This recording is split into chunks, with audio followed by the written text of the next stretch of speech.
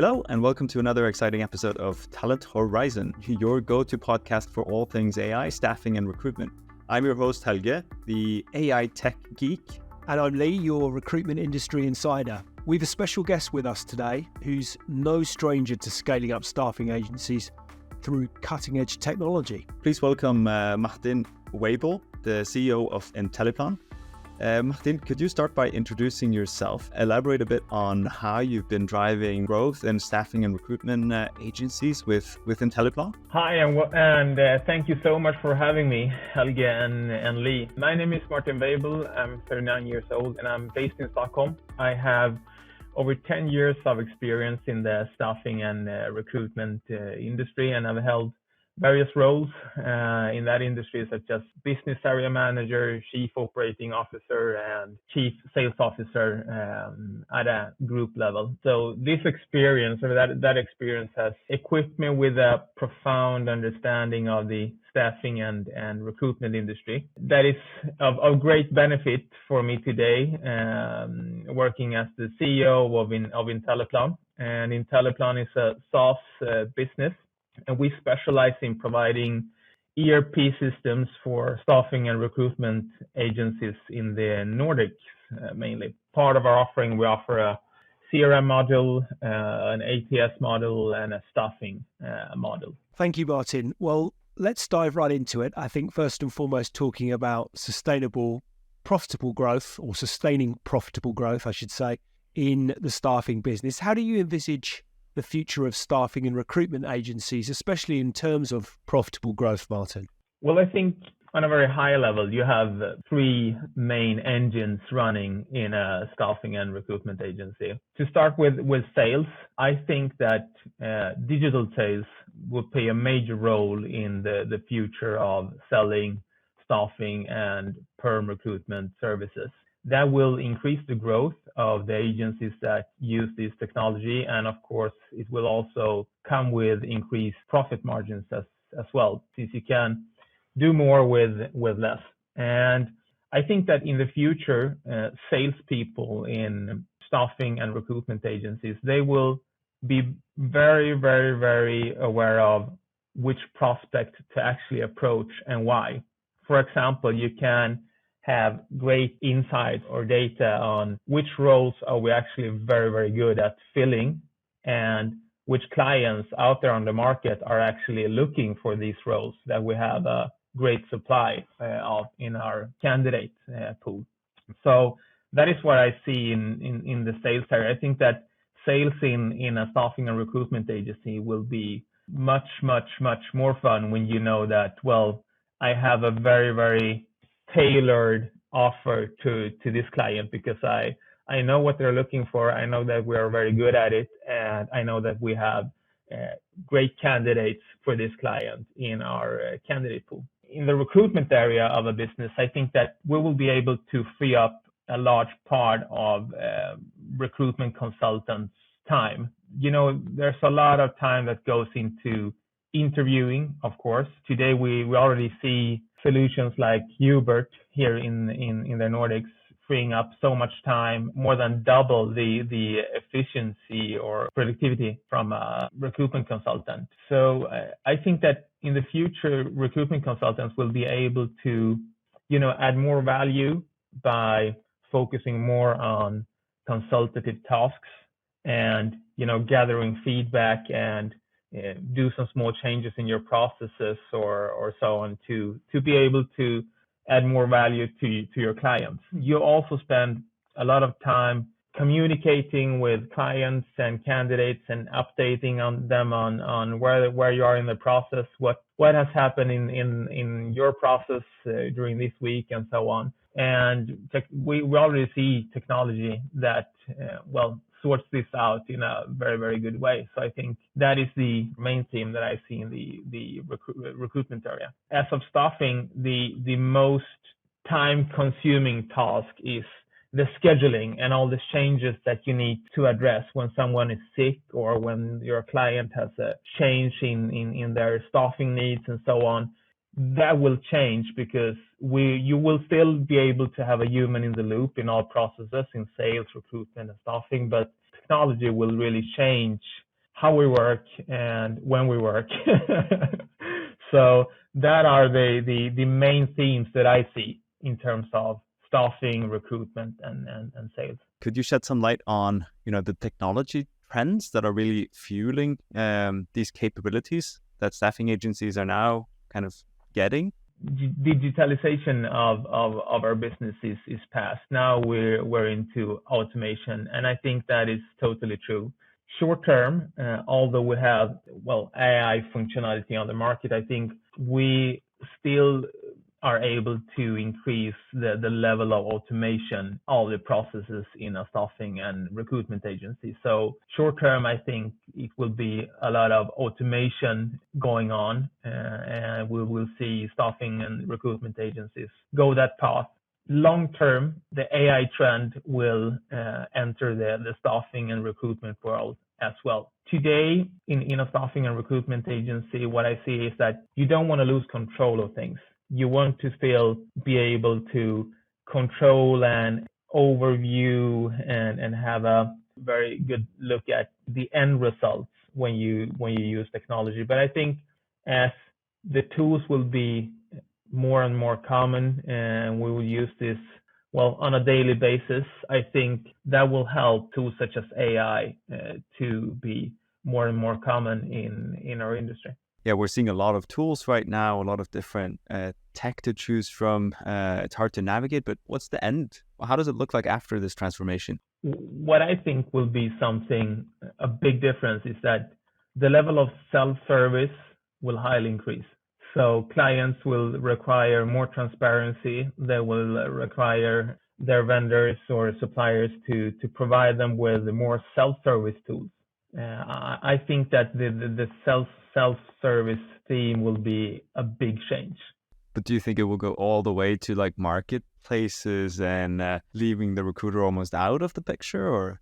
No, I think that the recruiter has a very, very important role in the future, because you want someone to give you advice and you want someone to, help out with the hard parts of hiring. I think that AI and technology can play a big role in supporting these processes, but I don't think that they will eliminate humans in this process. But we talked about, in another interview with Peter, he compared it to the transformation that the marketing industry has gone through, in the 50s. It looked very different today. And the main difference is now it's much more of it. The budget for technology is vastly different than it was before. So what do you think in terms of the recruitment and staffing industry and, the skills that you need to actually operate in this industry? How will that change? Today you can choose.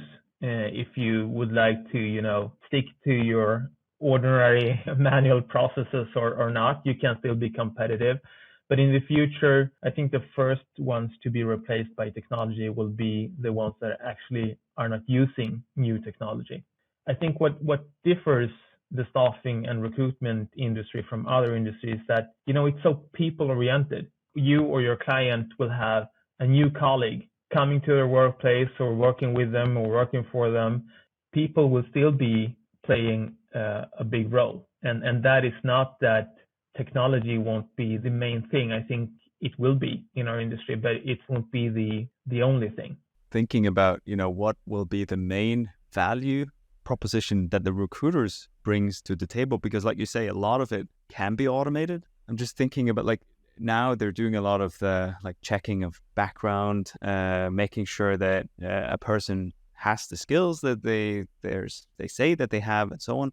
When you get better skill verification, better than just a resume, maybe that disappears a bit. Also, better data capturing, understanding of who a candidate is and what they need, and also the need at the client side. You already see marketplaces now popping up, which has the full self-service model in place. Will the recruiter more be like a luxurious, if you want to buy this because you don't want to do it yourself, or you don't have time to do the self-service part, you go to a recruiter? Or will there be certain parts that a recruiter can contribute with that, we can't really replace with technology? What's your view on that? Yes, I think that the recruiter will play a major role as an advisor. For example, if you have a tool and you have two great candidates. You have number one and number two, and you can't decide on which to go for. Of course, you can prompt, you can look at the data, but then there are some details that make you feel a bit unsure. Then, you want someone to talk with this about that can give you great advice. That is where the recruiter will be able to play a major role. There are, some details that you do still have the need of a human interaction. You don't have the need of a human shortlisting candidates, telling you which candidate is the go-to in this process, or which has the best personal test performance, and so on. We can use tech to do that, but then you have these, details that sort of determines your final decision, and that is where I think you need human interaction. Imagine the day when you're not struggling with data quality in your database. Yeah. No, I think I've always maintained that at the very highest level, recruitment should be very consultative, both in terms of, and I think that just evolves, but I think particularly in terms of not only understanding the client need and really getting underneath the skin of what's driving that need, but also understanding the candidate needs. So I think that technology takes so much of the administrative burden out of the process, and that's a huge win for everybody. But actually, when human beings are involved, there are so many shades of grey. There are so many elements to this that aren't black and white. And it's navigating the nuances of those shades of grey that I think at the moment becomes a consultative skill of the recruiter. And I think the distinction is, if you're looking, I suspect, the marketplace concept, Helga, as I see it, if you simply want someone to perform a task, to deliver an outcome, and it's perhaps for a short period of time, so staffing as such, then you're buying a set of skill for a chunk of time, the job is done, the individual moves on. I can see a role of how technology is going to be massively impactful in that area and remove some of the recruiter need. But I think if you're hiring for the longer term, if you're hiring a permanent member of staff, you want to know how this cultural fit, values of the individual, motivations of the individual, what it is about the career choice that it's the right move for them. And you want also to be able to, as the recruiter, inform the candidate as to the values of the company, the behaviors within the company, the personalities of the people that you're working with. There are so many facets to that I still believe require a human perspective. And lastly, the ability to broker both sides of the conversation between the employer and the employee, persuading oftentimes candidate as to the virtues of the organisation that they are talking with, if they've not seen it all. There's so many shades of grey. I think the recruiter has a role. Yeah, but it kind of goes back to curiosity being important. Just maybe now it also changes to being curious about technology. Through the 30 years I've been working in this industry, the technology has always been there as a great enabler. It's becoming an ever greater enabler to enable us to be more efficient, more effective, more data-driven, more informed, better informed. But I still feel the role around influence is an advisory. That's a really critical component of what we bring by way of a value proposition. Martin, I mean, you're working with a lot of recruitment and staffing agencies. As an ATS vendor, I'm sure you have a very advisory role as well when it comes to technology. And it is a complex environment right now. How do you advise leaders on, navigating this complex technology landscape and choosing the right, technology stack? I would look at the objectives for my business, the coming X years, then try to identify which processes are the really critical ones and how can we improve these processes using technology. So don't panic and, start buying what's top of mind because you see that your competitors are doing X or implementing Y or so on. Try to be down to earth here and look at the needs of your business, and then get to see different vendors and have them answer the question how they can support these critical areas and what could the outcomes of their support be for your organization. Do you see that it becomes kind of a specialized role now, just keeping that overview of what's available and talking to potential vendors and so on? Yes, I think that among our clients, at least, that the most successful on adoption and implementing new tech and so on, and the ones that are getting the best results from technology today, they have assigned one or several persons in their organization that are actually responsible for this area. The best here, they have an understanding of technology and they have an understanding of the business and the business needs. So that is, I think, a great success factor. How different are these objectives that you mentioned? What differentiates them and the objectives that they might have? Some agencies, they want to go for large deals. And there are other agencies that want to address top revenue growth by having a better mix of deals, approaching small and medium enterprises, which has a shorter time to decide on what solution to go for and so on. I think that the objectives runs much more faster than the adoption of technology. Different clients go for different ways to achieve growth, but I see that everyone wants to increase their top revenue. And we see that some clients also want to increase the bottom line by adding a better mix between their services. Right. So it's how you mix staffing and recruitment, what kind of industries and specifics to that industry. And all of this will impact what kind of technology you need. If perhaps, Martin, you could share some insights on creating a technology adoption strategy and an implementation plan. What have you seen? In terms of adoption, I think you really need to, take your time to describe the why. Why is this tool important for us to use? What outcomes could we expect from using this tool or this technology in our business? And what's in it for our employees? The technology itself won't do that for you. So you need to do the groundwork yourself. So that is the starting point. And we see that sometimes when we have clients that, rush into an implementation for different reasons, these implementations take quite a long time because you do have to build the case while you're actually also implementing the new technology. That slows things down. Take your time and to really describe for your employees the why of the tech that you choose to implement. Share the success stories across your organization and come back to the following up. The tighter the follow up, the better is my experience, and the more you communicate internally and externally on what you're doing, the more adoption you will also get. And I would launch some competitions as well, because I think that really works. At least in our industry, which is very, very competitive. We have so many employees. They like competing against each other and so on. So that really works. We've actually used that as a technique as well. We've assigned a young recruiter who's, he's energetic and ambitious, and given them the tools first. And then you see their results just skyrocket. And that kind of just really engages the others to because it sparks their competitive genes or whatever.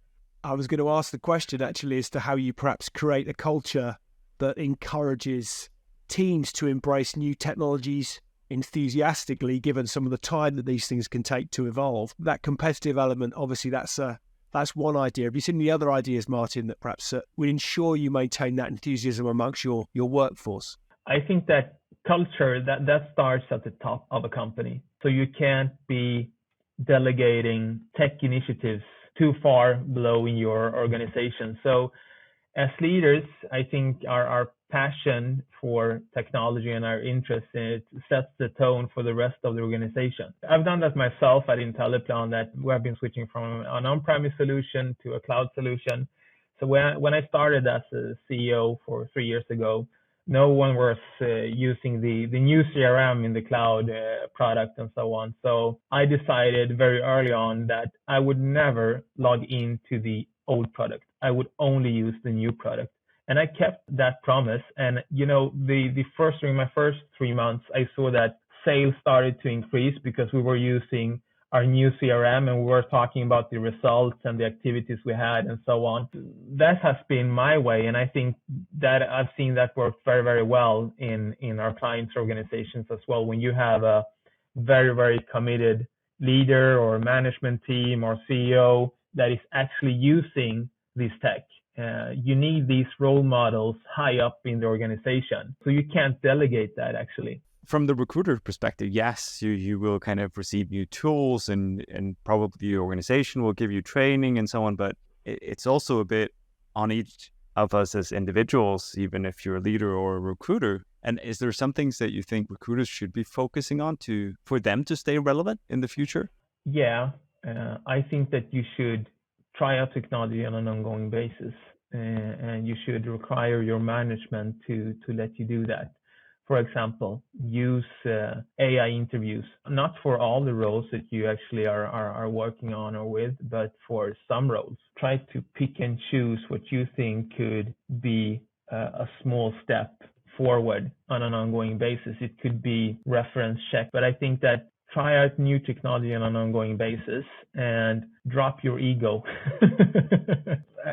I'm taking the risk of saying this, but I think that, for example, at Inteltron, I think Hubert is our most successful AI tool as of today. You know, the metrics are just fantastic. I see that so many people that are, afraid of losing control and so on, but the ones that actually use an AI bot to do some of the interviewing jobs for some roles, they are the winners today because they free up time to do more value work. I guess Hubert is a tool to help interview.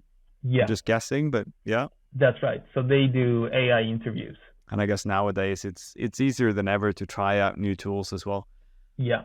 Well, I was going to add as to any other kind of strategic tips on upskilling recruitment teams to align with the way the industry is evolving. You mentioned use of AI interviews there, but how are you, I guess, in terms of upskilling teams, given the scale of transformation we're talking about, what sort of tips are you implementing, Mark, or being seen implemented? In terms of tools or in terms of skills? I guess both, because they're both inevitably they're both evolving, aren't they? In terms of skills, I would really focus on improving or train my soft skills, such as consultative selling, both towards clients and candidates, because I think the better you do this, the better results you will get in the future. I will also train myself in constantly be growing my network by mixing digital outreach with physical events, because I know that buyers, they really value these things. And in terms of tech, there are so many tools out there and you can try many of them for free. If you haven't started prompting using chat GPT, then start doing that. And you can just use it to brainstorm.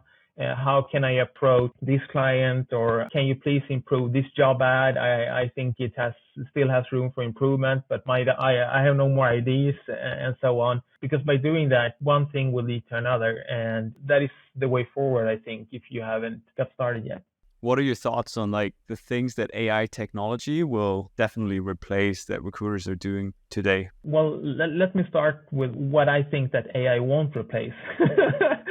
I think it won't replace strong human relationships. We will be using technology here, but the human interaction will still be there. The things that I think that technology will be replacing is maybe not all interviews that you do, but in every processes, you will have communication or interviewing being made by AI tools or different tech tools. As a recruiter, I don't think that you will be, sitting in an interview and asking the same questions to 5 different people during a workday. The technology will be actually doing this for you. Then you can look at the results, and then you can be asking clarifying questions or things that you haven't understand or so on. But I don't think that you will be investing that much time in that part of the recruitment process. At least imagine recruiters will be given tools to better understand the candidate. So, when you're talking to a candidate, you have all the information about that candidate. You have the 360 view of the candidate. So it gives a much better personalized experience for them as well when talking to the recruiter. How do you see the candidate journey evolving, Martin? If we look at the changes that, again, we've alluded to around technology, what's the future going to be like for the candidate in the staffing and recruitment industry? I think they will be much, much better informed on their status in ongoing processes or jobs they have applied for. Because today, as a candidate, in most cases, not every cases, from time to time, you're sort of left in the dark. You applied or you went to an interview, and then there are 2, 3, 5 days that you don't hear anything. I think we can do better. If we look at other things that we do, such as we order stuff and so on, we always have the status of things. So I think and I hope that candidates will be much better informed. I also think that recruiters will also be able to offer much more value to candidates if they apply, such as recommendations on how to improve their CV. You don't need a recruiter to tell the candidate this. You can use technology for that. Or you can provide feedback and coaching to your candidates on the skills that they should improve. If I look at my skills and my skill set and my experience and so on, which jobs should I be applying for? So we have all this data. It's just that we haven't made a product of it, or that we have started to use that data to give candidates more value from the applying process. What will be the most important AI technology when it comes to attracting, engaging, and retaining candidates? I think that the most important technology is to use AI or other technologies to tailor your marketing efforts. So you have personalized messaging, and you have personalized job recommendations, and you have very, very targeted content. Because I think if you nail this, then you won't have a supply problem when it comes to candidates. Recruiters who use AI will also be able to build their networks much, much, much faster with a higher level of quality as well. The top candidates, from time to time, they are looking for a job. The difference is that the window here is so short. It's just a couple of days for top candidates. So when they've decided to go for another job or resign from their existing job, you just have a couple of days. So you need to be top of mind then. So you know that these candidates will reach out to us first. And I think that AI, by doing the things that I mentioned, will really help here. I fully agree with that. It's a bet we also made in Globus more than a year ago, and kind of built out a talent engagement module to do exactly this and get more personalized in the engagement. If you look at one of the challenges perhaps for many an agency is the huge pool of candidate resource that is inactive on a database, in terms of strategies that organizations can apply to kind of to tap into or unlock that pool of inactive candidates. What role do you see technology playing in that sort of interaction? Technology can play a major role here by supporting and building relationships between agencies and candidates. The main thing here is to change the behavior in a staffing or recruitment agency. Because what happens today, if you receive an order or an assignment, the first thing that you do is that you publish a job ad and waiting for applications to arrive. So that is the main blocker here, I think, because we have great technology in place. Globus, you have a beautiful solution for this, because that is what differs a recruitment agency and a staffing agency from other businesses, is that we have a great candidate pool. So I think the main thing is to be able to change that mentality of always publishing a job ad and waiting for applications to arrive. I think the first thing that we should be doing is to do a check in our candidate pool. Last but not least, thinking about the customer experience and how emerging technology will alter the hiring experience for customers interacting with staffing and recruitment agencies. How do you think that will look like going forward? I think today there is much of sending an email or texting your agency or giving them a call. So I think we have a better balance between self-service tools and the traditional tools to do this. And I think that clients can gain much more transparency by using modern tools. They can have an interface where they can say, well, tomorrow we will have 5 warehouse workers coming from our supplier, and it's Erika, it's Lisa, it's Martin, Helge, and Lee, and here are the pictures of them, so we know that it's them.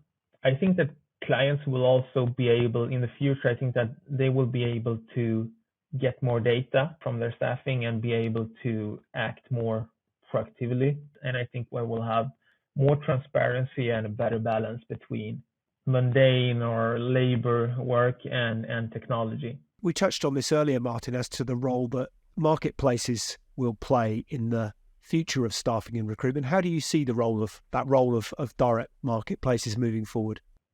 We have these marketplaces, direct marketplaces, for many years now. None of them, at least in the Nordics, has been a blockbuster yet.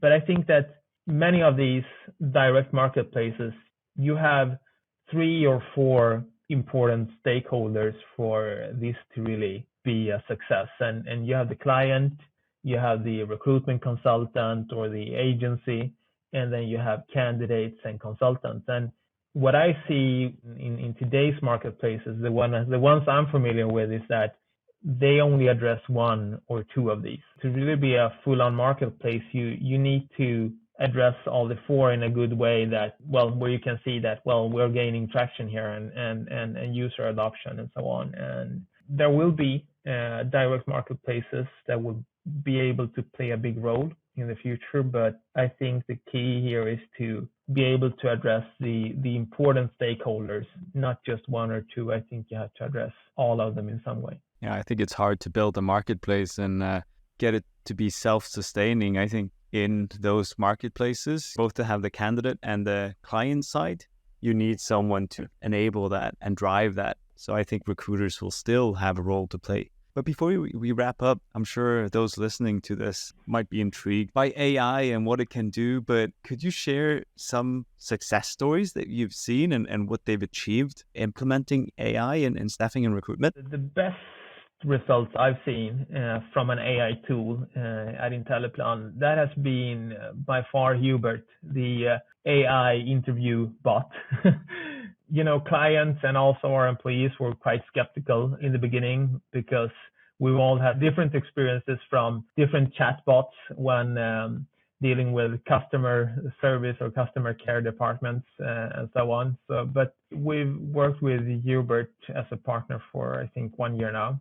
I've seen that in almost every implementation, the metrics are looking so good, and they have sort of an immediate effect on the business. I have one client, for example, they are in the healthcare industry, and they saw that by using Hubert in their processes, they could double the productivity from their recruiters. What I also like about it is that it's not just the client and the business that thrives using this tool. You can also see that the candidates like it because they get feedback much more faster, because you can schedule an interview when it fits your schedule and you can do it quite fast after you applied for a job and so on. So AI interviews, that they are onto something. There is so much left to do here, because we've seen this in quite, not competence intense roles such as warehouse workers and so on, but we start to see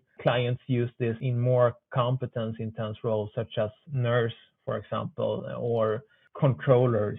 More competence intense roles. What does this AI do? Does it hold the interviews as well, or just help prepare the interviews? It can do both, but I think the main use case is that it holds the whole interview. It's very straightforward. Everyone gets the same questions, and I think candidates really value the speed here as well. So it's like you log onto a video call and then talk to a chatbot, basically? No, it's just text. Okay, so it's text-based. You answer questions. Yeah. Do you have any closing thoughts for our listeners on how to keep up with and make sense of this rapidly evolving technology landscape that we've been talking about? Well, I would say that keep your long-term vision in mind. Make sure that the tech that you adopt, that it actually aligns with your company's growth strategy. So as I mentioned earlier, make sure that you can always answer how the tech that you choose to work with can help you achieve your goals, and why this area where you have chosen to actually implement the technology is so important for you. So make sure that you choose the right tool, the right vendor or supplier to support the right area of your business, and have fun. And I think there are not that many agencies that shares their journey towards AI and better user or higher adoption when it comes to AI and technologies. I think that sharing this across platforms is also a way to position your business. That are my thoughts. Really appreciate you sharing such invaluable insights. Thank you so much for having me. Thanks a lot, Martin. Thank you, Martin. Would also like to thank our listeners for tuning in, and feel free to leave your thoughts or questions on our social media channels, in the comments. Who knows, we might feature them in future episodes. All right, until next time, keep your eyes on the talent horizon.